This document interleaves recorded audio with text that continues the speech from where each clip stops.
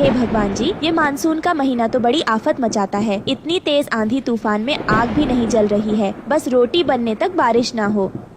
हिमालय जंगल के आसमान में काले काले बादल छाए हुए थे। ऐसे में रानो चिड़िया बार बार चूल्हा जलाने का जतन कर रही थी, लेकिन तेज आंधी तूफान चलने की वजह से चूल्हा बुझा जा रहा था। तभी बहुत जोर की बारिश शुरू हो जाती है और जंगल का हर एक पक्षी अपने अपने घोंसले में होता है। तभी हरिया काका टुन्नू चिड़ा से कहता है ऊपर वाले, आपको भी अभी बारिश की आफत लगानी थी। बेचारे किसान पक्षियों ने खेतों में नारियल के पौधों की खेती करी है। बेचारे सब के सब बारिश में भीग रहे होंगे। अरे और टुन्नू देख, बारिश के साथ ओले भी बरस रहे हैं। अरे घर चल, बारिश थम जाएगी तो आ जाएंगे रोटी पानी खाकर घर से।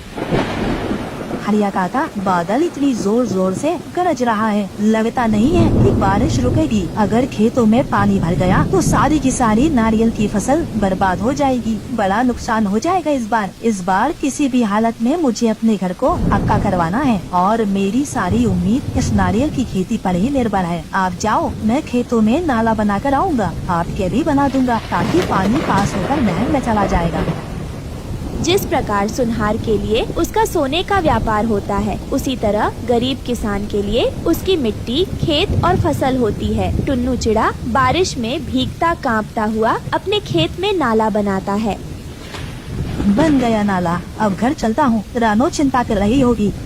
तभी बहुत से पक्षी बारिश में भीगे हुए नारियल के पेड़ों पर आकर बैठ जाते हैं, जिससे एक नारियल टपक कर नीचे गिरता है, जिसे लेकर टुन्नू चिड़ा घर आ जाता है, जहां बारिश का पानी रोकने के लिए रानो और उसकी बेटी गुड़िया बर्तन ली खड़ी थी। अरे ये क्या, रानो पूरा घर तो जगह जगह से टपक रहा है। पिताजी, माँ बहुत देर से बर्तन लेकर खड़ी है। मैंने कहा आराम कर लो, ये सारा पानी मैं निकाल दूंगी बाहर। उसकी ये बात सुनकर टुन्नू चिड़ा मायूस हो गया।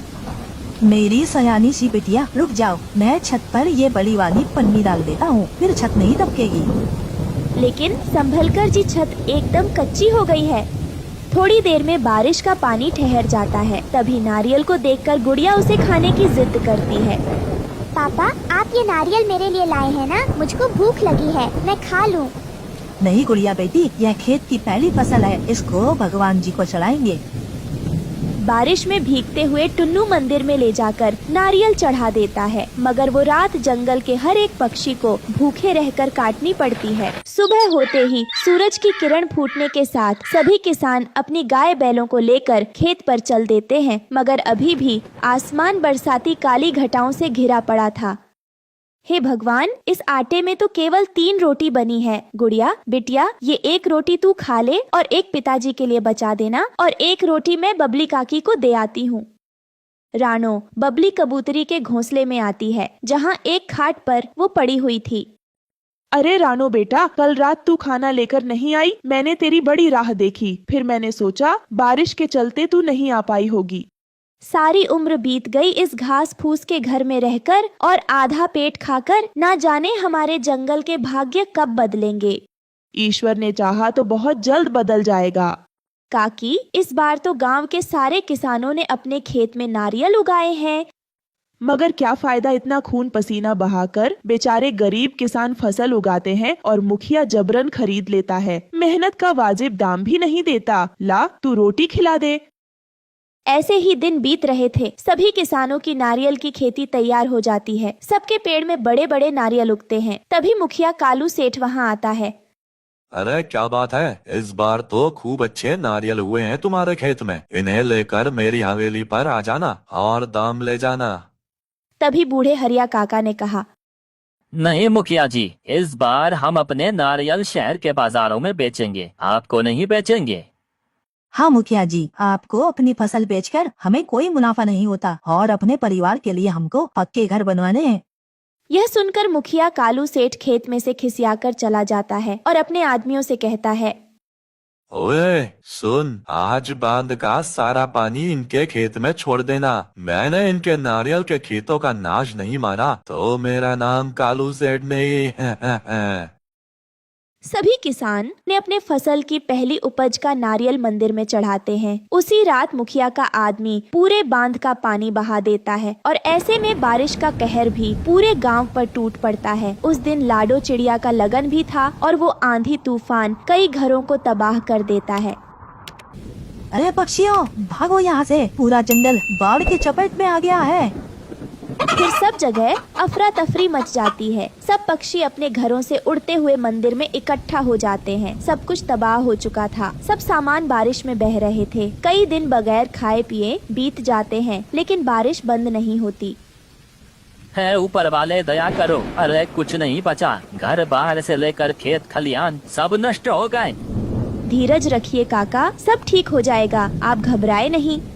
यह सुनकर गरीबी से हारा हुआ बूढ़ा हरिया तोता बिलखते हुए बोला, अरे ऊपर वाला होता तो ये तबाही आती क्या। रानो बेटा, हम गरीबों के लिए कोई चमत्कार नहीं होने वाला, हमें तो अपनी हड्डियां गलाकर कमाना खाना है। अरे कभी ये मुखिया हमारा हक नोच नोच कर खाते हैं, तो कभी ऊपर वाला हम किसानों को बारिश की मार मारता है।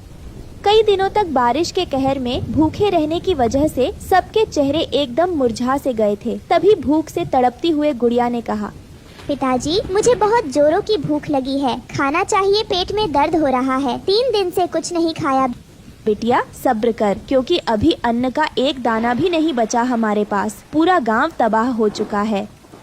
धीरे धीरे करके सबकी आशा टूट रही थी। कई दिन इसी तरह बीत जाते हैं, मानो भगवान हिमालय के जंगल में रहने वाले पक्षियों की परीक्षा ले रहे थे। सब हाथ जोड़े आंसू बहा बहा कर बारिश के थमने की विनती कर रहे थे। तभी 1 सप्ताह के बाद बारिश थमने लगती है और पानी का भाव कम होने लगता है। लेकिन पूरा का पूरा जंगल तहस नहस हो चुका था। सब हिम्मत हार जाते हैं।